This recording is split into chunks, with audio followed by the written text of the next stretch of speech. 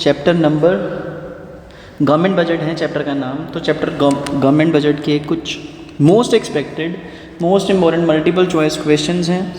तो हम जल्दी से शुरू करते हैं। Question number 1। शुरू करने से पहले एक छोटा सा मैसेज, व्हाट्सएप ग्रुप हमारा ज्वाइन कर लें। मैं वहाँ पे बहुत सारे नोट्स, बहुत सारे इंपॉर्टेंट क्वेश्चंस जो हैं विद सॉल्यूशंस भेज रहा हूँ, तो आप प्लीज़ वहाँ पे जाके ज्वाइन कर लें। लिंक डिस्क्रिप्शन में आ जाएगा आपके पास, और इंस्टाग्राम पे भी फॉलो कर लें, उसका भी लिंक डिस्क्रिप्शन में होगा। सो क्वेश्चन नंबर 1, वैसे तो नंबर 7 है, बट यहाँ से हम फर्स्ट क्वेश्चन स्टार्ट करेंगे। Match the items of column 1 with column 2 and choose the correct pair. हमने इन में से जो करेक्ट पेयर है वो फाइंड आउट करना है। तो यहाँ पे जो करेक्ट पेयर है वो डी का 4 के साथ है, दैट इज़ कैपिटल एक्सपेंडिचर, वो लोन रीपेमेंट होता है।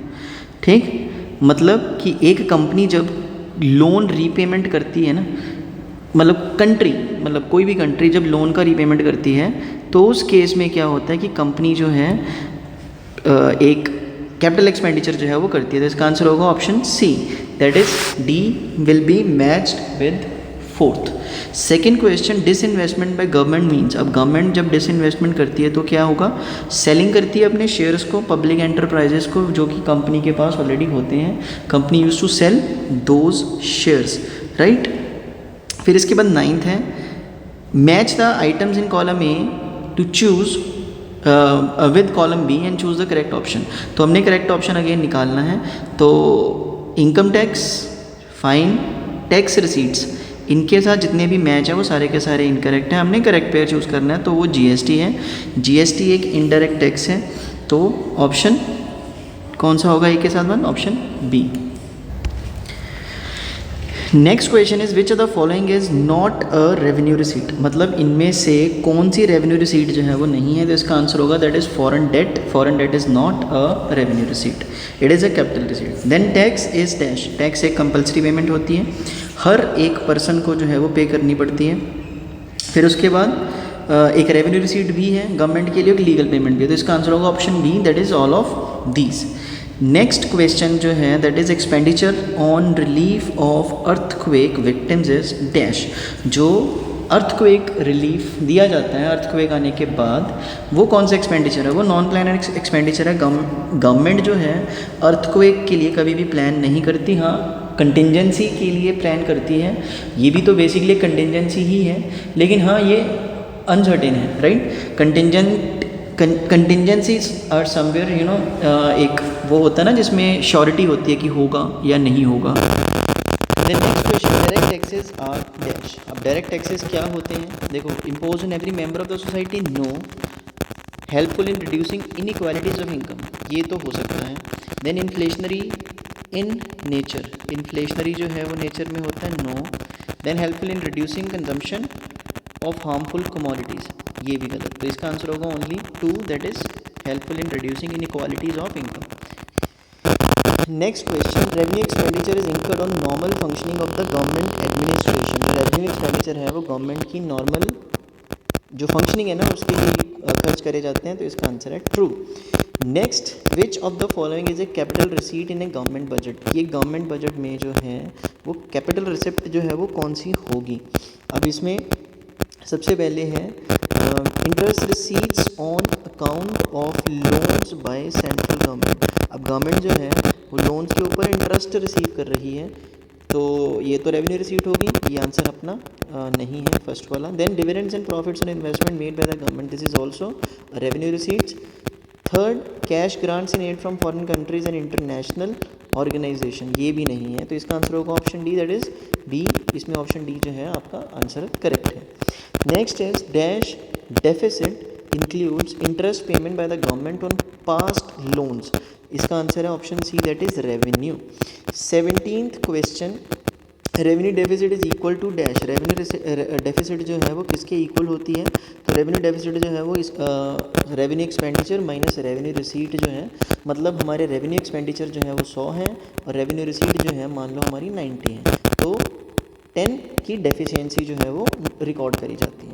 Next is the government budget has a revenue deficit. अब एक गवर्नमेंट का जो रेवेन्यू बजट है ना वो डेफिसिट में है। दिस गेट्स फाइनेंस्ड बाय, अब इसको कौन फाइनेंस करेगा, इसको फाइनेंस करेगी हमारी बोरिंग्स और डिसइन्वेस्टमेंट। तो इसका आंसर जो है वो ऑप्शन सी होगा, A and B. Then 19th question, the most important sources of plan finance to cover up the gap between intended expenditure and available resources is in dash। तो इसका answer क्या होगा, इसका answer है option B, that is deficit financing. Next, the estimated income receipts of the government is in the budget of 2019-20 is 25,000 crores and estimated expenditure is rupees 27,500 crores। The budget of the government is dash. अब budget जो है government का क्या होगा कि government के जो estimated revenues हैं वो 25,000 करोड़ है और जो एक्सपेंडिचर है वो 27,000 करोड़ है। तो इसका मतलब जी कि जो गवर्नमेंट है, गवर्नमेंट अर्निंग्स जो है वो 25,000 करोड़ की कर रही है और गवर्नमेंट का खर्चा जो हो रहा है वो 27,500 करोड़। तो जो डिफरेंस होगा वो डेफिशिएंसी में आ जाएगा 2500 करोड़ रुपए का। तो इसका आंसर होगा ऑप्शन ए कि गवर्नमेंट का बजट जो है वो डेफिसिट में है।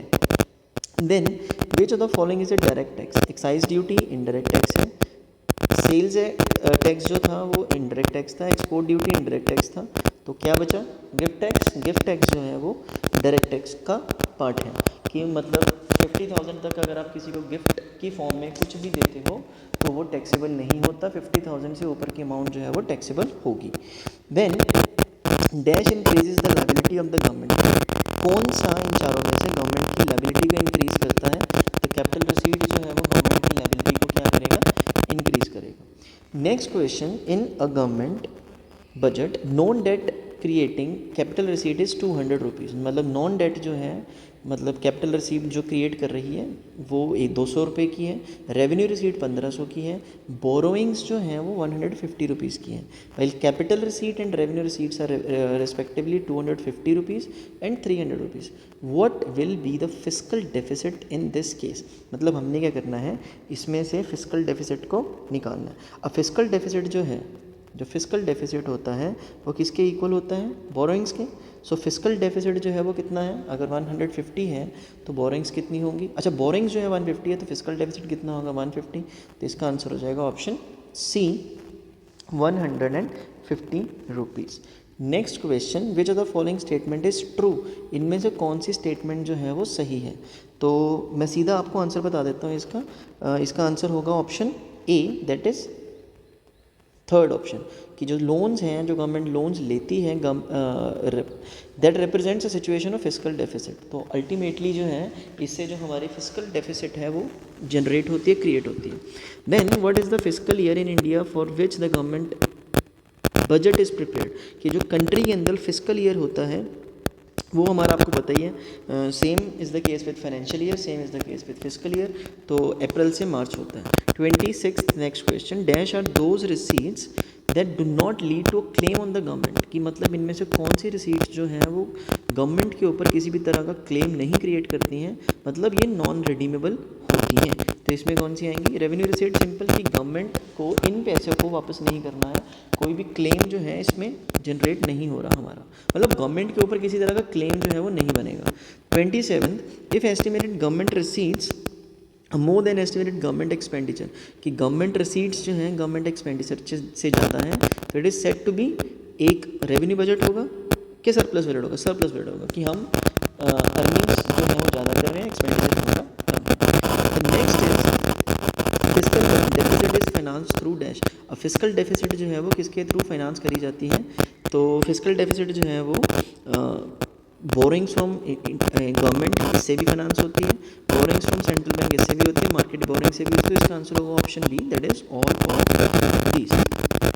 The next is there are many non profitable economic activities which are not undertaken by the private sector, मतलब बहुत सारी नॉन प्रॉफिटेबल इकोनॉमिक एक्टिविटीज़ हैं जो प्राइवेट सेक्टर टेक ओवर नहीं करता। Production of such goods and services is taken by the government, मतलब इनमें से गवर्नमेंट जो है वो टेक ओवर करती है इन सारी सर्विसेज को which objective of the government budget is fulfilled by this. तो इसका आंसर होगा रीएलोकेशन ऑफ रिसोर्सेज, कि गवर्नमेंट का जो मोटिव कंप्लीट फुलफिल होता है वो कौन किससे होता है, reallocation of resources.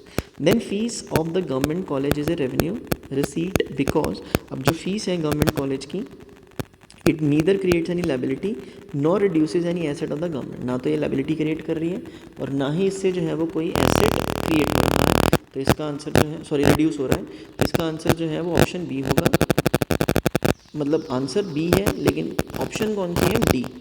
Then next question, identify revenue receive of the government, identify the revenue receipt of the government. We have to identify the revenue receipt out of this. So receipt from the sale of shares of the government, revenue receipt नहीं है. Recovery of loans, not a revenue receipt. Then borrowing from public, again not revenue receipt. तो इसका answer होगा option D, that is profit of public sector undertaking is a revenue receipt. Then in 2017 government of India brought an important reform in the tax system of the country by introducing GST. Which of the following type of tax is GST? It is an indirect tax. Next, borrowings are equivalent to dash. Borrowings are equal to what? Borrowing किसके equal होती है? Borrowings जो है वो physical deficit के equal होती है, हमने अभी ऊपर करा। तो फिजिकल डेफिसिट किसके इक्वल होती है? तो इसका आंसर है C, total budget expenditure minus total budget receipt. Statement C is the correct, sorry B is the correct answer. Primary deficit plus interest payment, primary deficit में जब हम इंटरेस्ट पेमेंट प्लस कर देते हैं तो हमारे पास फिजिकल डेफिसिट आ जाता है। Last question of this video, इसको दो पार्ट्स में कवर करेंगे हम। तो the physical deficit is not a part of the budgetary deficit but the budgetary deficit is part of physical deficit. Do you agree? Yes we do agree.